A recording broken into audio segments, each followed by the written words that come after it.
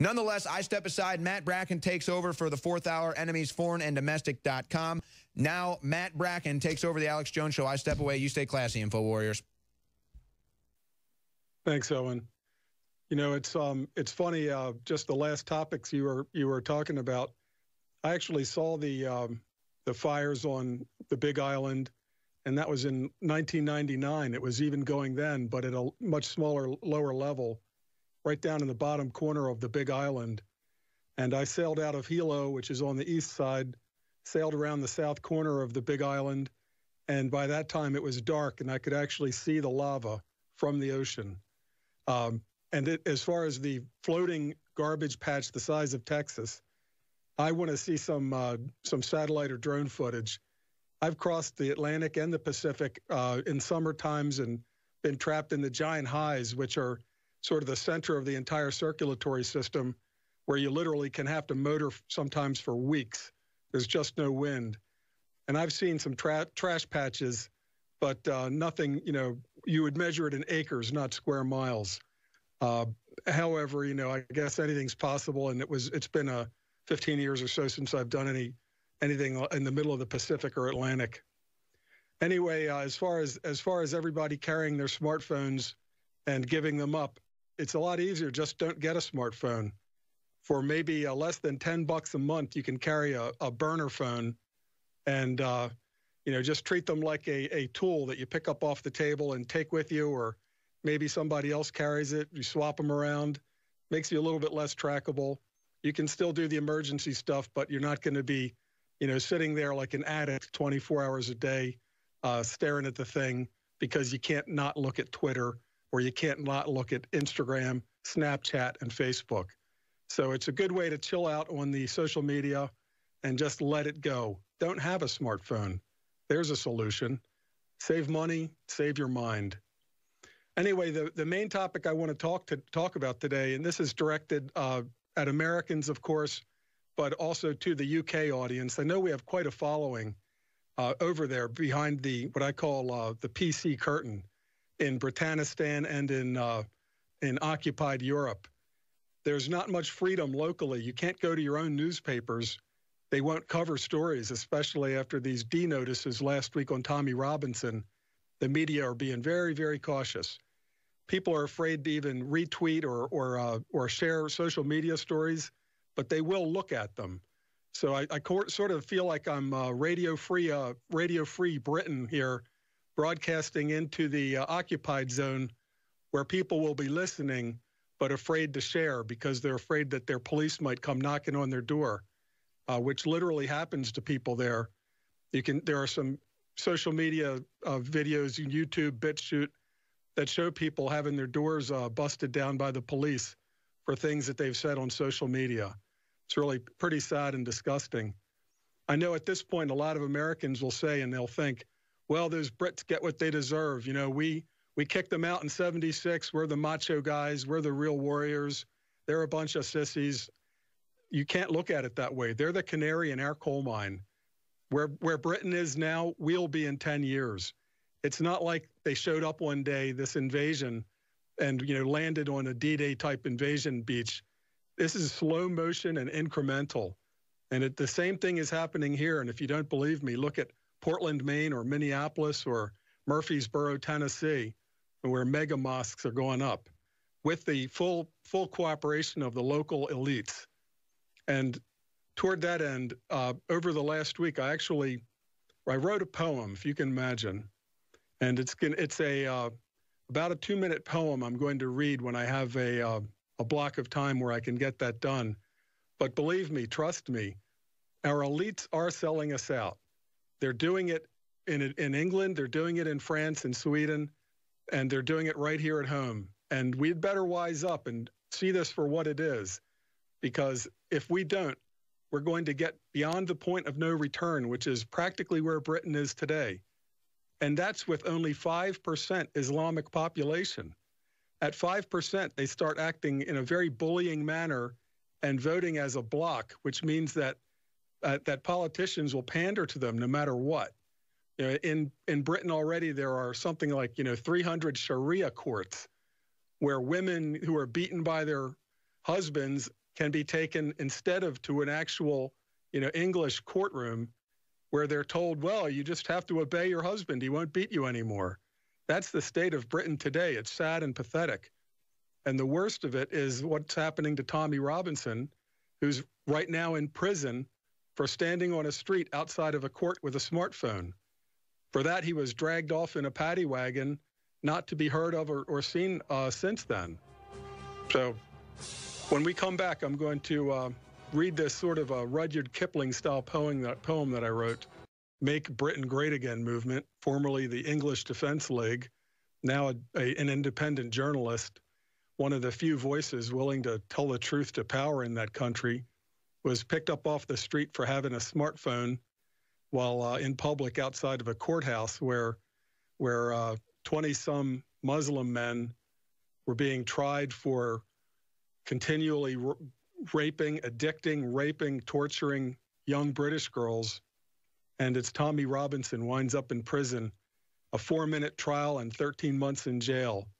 Hasn't been seen in more than a week, so you have to assume he might have been roughed up somewhat, and they don't want to, any more of these pictures of him like the last time, with the black eyes and the broken nose. It's what they do in Britain. It's right out of A Clockwork Orange, but with an Islamic twist. So this all motivated me to write a poem, sort of a Rudyard Kipling poem, and I dedicate this to Tommy Robinson and all British patriots. You'll hear a few references in here: Kipling, Enoch Powell, Winston Churchill. They all wrote very honestly and frankly about Islam and the danger of Islam. Today, those British heroes could not be published, could not be read in public. And here's the poem. I call it Patriots, Traitors, and Invaders. Here's a tale of quisling traitors, sold their country to invaders. The first was shot in 45, but many more are still alive. When was there a referendum, ere our traitors thought to send 'em? Rivers of blood would be the cost. Enoch was right, now Britain's lost. Bombs and bullets, acid and knives, vans on pavements destroying lives, showing rape gangs now forbidden. Poor old Tommy, he's in prison. While two jihadis, flats are given, and ISIS killers all forgiven. Hitler's Nazis could not manage what our quislings done in damage. If Churchill were around today, I'm confident that he would say, in older and more modern time, treason must be capital crime. Patriots must be supported, and invaders all deported, till our girls walk unmolested, after British medals tested. Will saving Blighty come too late, before the Saxon learns to hate? If saving's coming, it can't wait, or Islam will be Britain's fate. And if it happens, Brits can thank their traitor class. And I'd like to speak a little bit about this dynamic of a traitor class, because it's not unique to Britain. It might be especially worse in Britain, this hereditary bloodline of people that think it's their right to rule forever. And I'm not only speaking of the royals, but this is a dynamic that's happened continually. And I'd like to explain how it works. And to do that, I need to introduce a new concept today, or new concept for most folks. And it's something called the bride price, also known as dowry.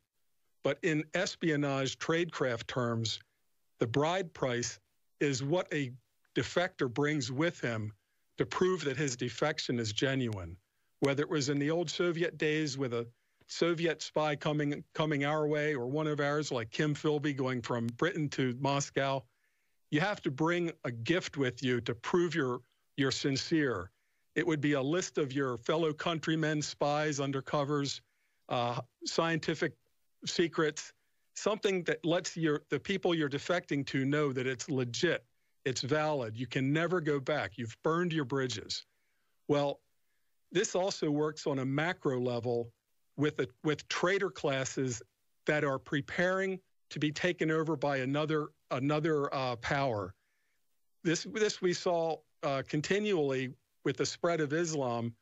A traitor class would pretend to be against the invaders, but not really resisting them hard, while telling their people, don't worry, we've got it under control. All the while, they're preparing to sell their own people out. And what they're doing, their bride price, is to serve as Judas goats, to be the face of safety and calm while more and more Muslims move in.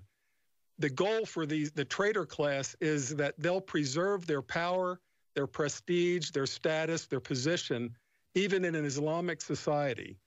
We saw this particularly, it's a great local microcosm example in former Yugoslavia, particularly in Bosnia. A reason for the great hatred there was that it wasn't that Ottoman Turks came in and settled and colonized. They took over, but it was all ethnic Serbs and Croats. But many of them converted to Islam hundreds of years ago. And the ones that converted were primarily the ones with power and wealth: shopkeepers, landowners, noblemen. The people that went and fought from the hills, that turned partisan, went and fought guerrilla war, lost all their money. They never converted.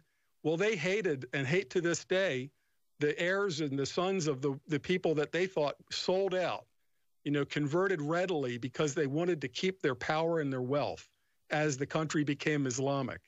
This is a process we're seeing today in England. When you see someone like Theresa May standing with radicals wearing a hijab, this is similar to somebody wearing a Nazi armband. I mean, imagine if you're a girl trapped somewhere in, some Arab Muslim country not wanting to be a slave, and then you see the leader of one of the free countries wearing the slave uniform, the equivalent of the Nazi armband, the hijab. Imagine how discouraging that is. This signals to Muslims everywhere is that Britain is submitting. Britain is already surrendering. So you can't just say, don't worry about it. There'll always be a Britain. They thought there'd always be a Christian Egypt. They thought there'd always be a Christian Turkey. You go down the list, country after country. None of these Christian countries thought that they would become Islamic.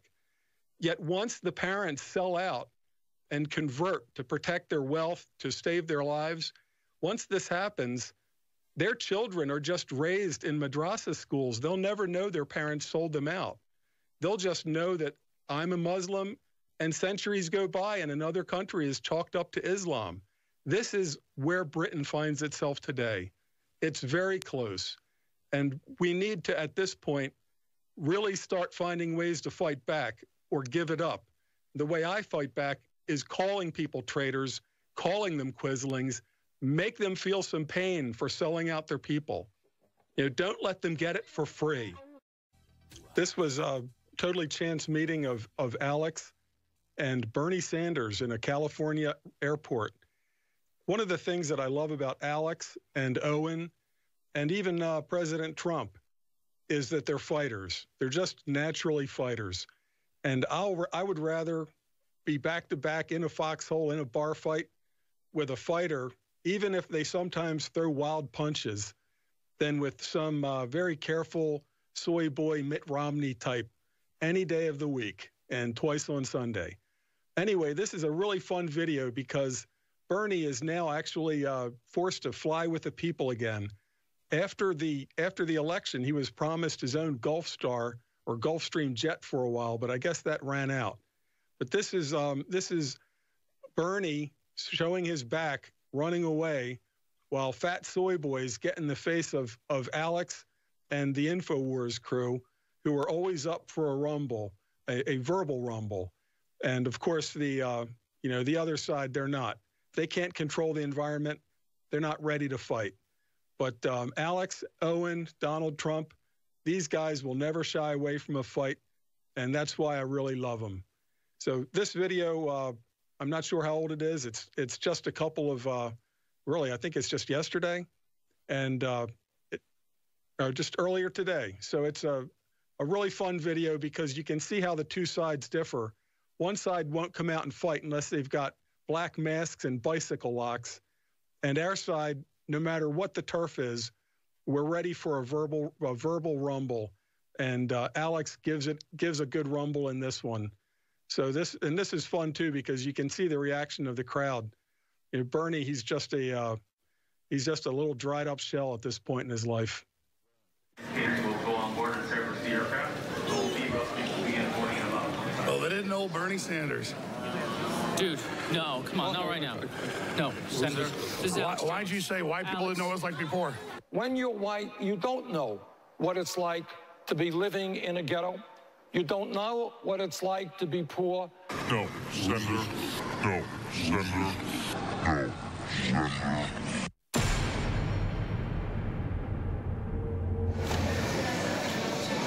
Ladies and gentlemen, we just got off our plane here at LAX, and Bernie Sanders, the living embodiment of communist and socialist evil and failure, was here. A living museum piece of Mao Zedong or Joseph Stalin or V.I. Lenin.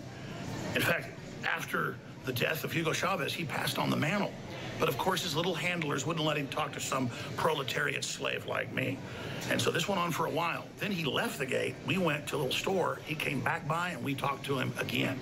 But then his minions came over and put out the same old Democratic talking points they do over and over and over again.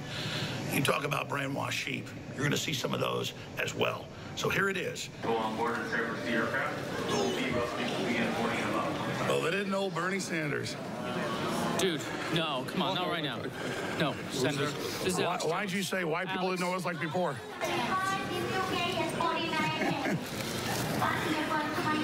Let me guess, you guys aren't flying first class, are you? Why is he running? Anyways, you guys flying first class, you shouldn't be. I got a coach ticket in my pocket. They don't do that in Venezuela. All like his $100,000 Audi. I'm going to walk this way. Don't touch me. You just hit me, bro. You put your hand out, Alex. Oh, you're going to do that socialist thing where you like bump into people and say they did? Alex, I'm walking back. Hey, Bernie. Bernie, where are you running, bro? There we go. Karl Rove didn't run like this. He at least talked to me. I'll talk to you. You want to have a conversation? Well, he said white people don't know what it's like before. This is why people are poor. Why? Because you're following... What? He said white people don't know what it's like before. I thought it was a really racist thing to say. When you're white, you don't know what it's like to be living in a ghetto. You don't know what it's like to be poor. You don't know what it's like to be hassled when you walk down the street or you get dragged out of a car. You guys are so afraid of stuff. Wow, Bernie Sanders runs from all shows. There you go. They already got it now. Don't worry. Get my beautiful face on camera. Don't worry, we'll destroy America. We'll turn it into Venezuela. Don't worry. Sanders over here. Look right there.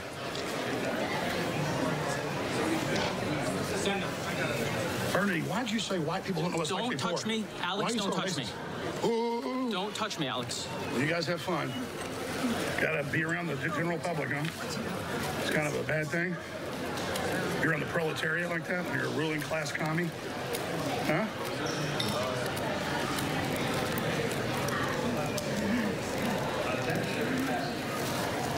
You guys have fun. You're having fun. We're all having fun, aren't we? We're gonna win. Don't worry. America's coming back. America's coming back. We'll win. Have a good one. The truth is, the left is the most vicious, evil ideology the planet's ever seen. It's a historical fact. But they always lecture us how we're violent, we're bad. They're the ones that want to abort all the babies. They're the ones that wanted to block Trump being able to have all the experimental cures and treatments given to people that were terminal. They're the people that love the culture of death, just like Bernie supported Black Lives Matter. Just like he wouldn't decry the cop killers when they killed cops.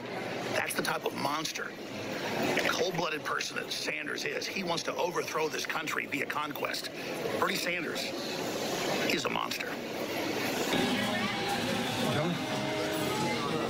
Mr. Sanders, why do you think socialism works better than capitalism, and why do you live in a capitalist country? I don't know why you're running from me. Where are you flying today? You gonna apologize to the Sandy Hook families, Alex? Well, that's the media misrepresents that. That's that. You apologize for all the wars you guys launched, the Democrats? All the millions you killed? Do you enjoy living in your $1 million vacation houses, Bernie, or do you want to give those to the poor? Yeah, your $100,000 Audis?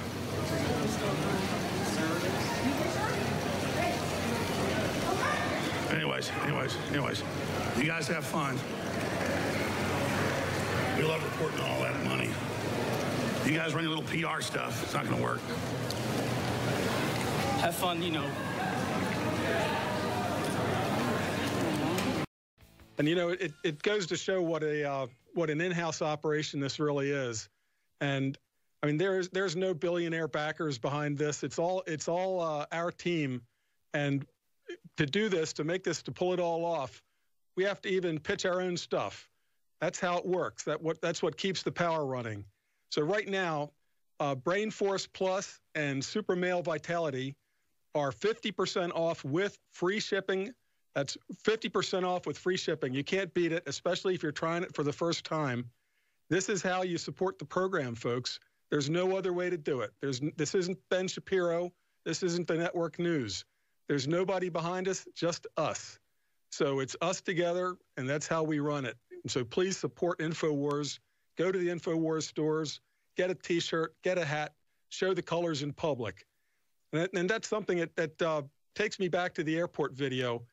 You know, in Alinsky's Rules for Radicals, they teach their side to make us abide by our rules, because they know, for example, that we are polite people. We are going to, abide by all the rules of decorum and be very polite in public.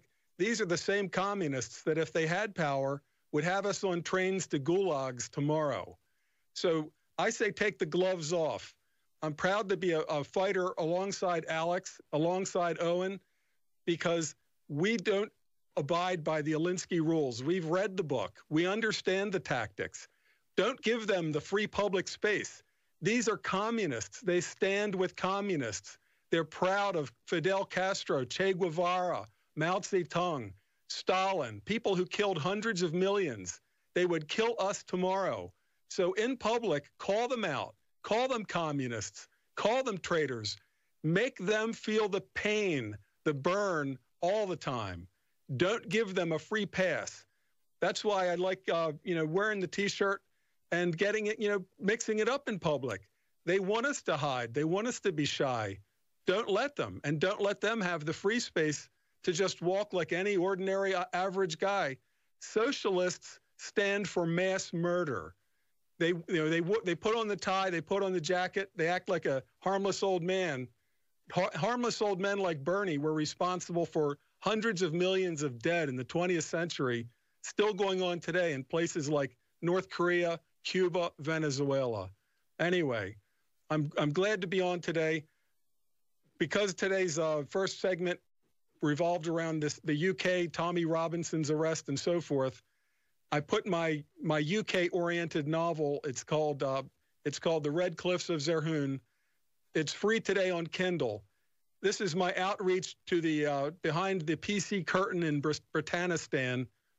You can't download YouTube videos there. It's getting tougher to share anything, but you can still go to Amazon.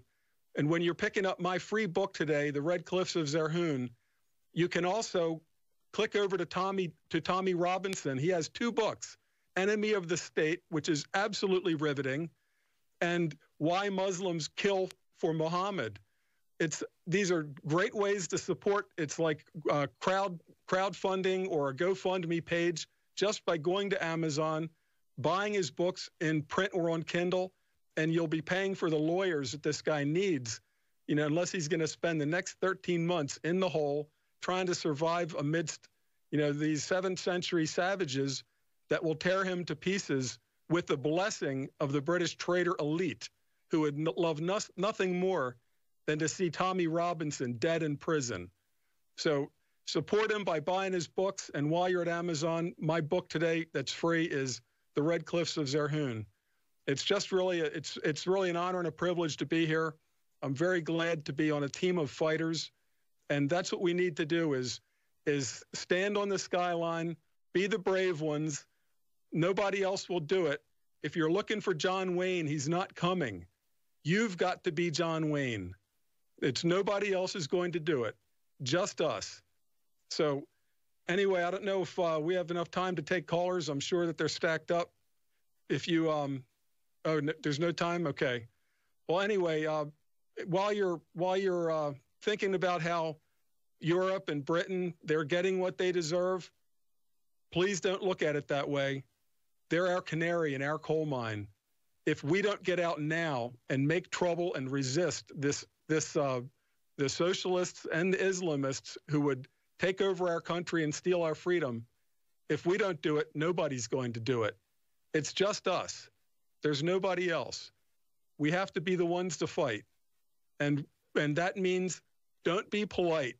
When you see people that are traitors, that are anti-patriotic, they might be flying under the radar today, but we know them for who they are. This involves not only the Islamists and the socialists, but even within our own government, these deep state coup plotters, they're the same team. They're the globalists. They don't consider the United States of America, to be the beacon for their country, for the world. They consider the United States of America to be the obstacle to globalism. Their goal is to take it down. And our goal is to preserve our constitutional republic and to fight for national identity anywhere in the world against the George Soroses and the globalists who would see us ground under those tanks on Tiananmen Square. If they could, they would.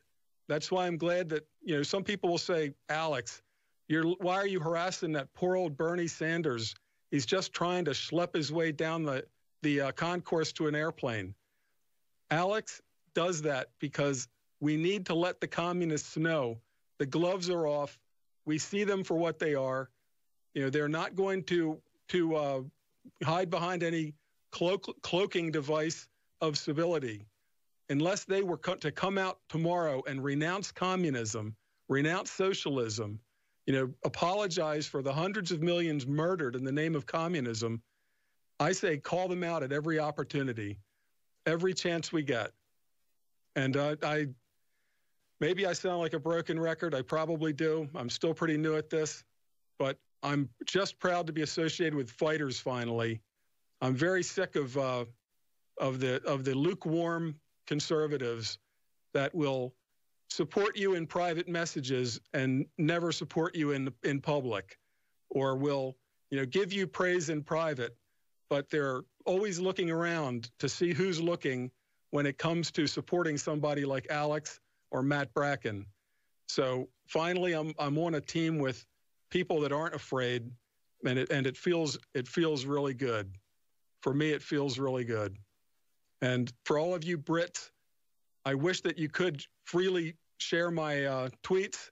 I know that you would probably get a visit from the thought police if you did.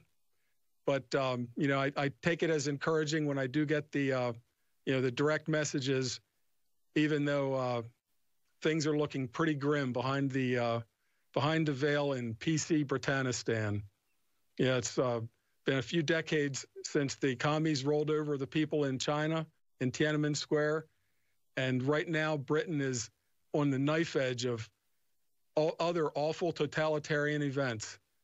And it's time now for the Brits to stand up the way that they have been, and in greater and greater numbers, never backing down, never surrendering, no surrender, no defeat. And if only 5% are Muslims today, and they're causing this much hell in that country, imagine when it's 10 or 20%. So right now is the time to fight.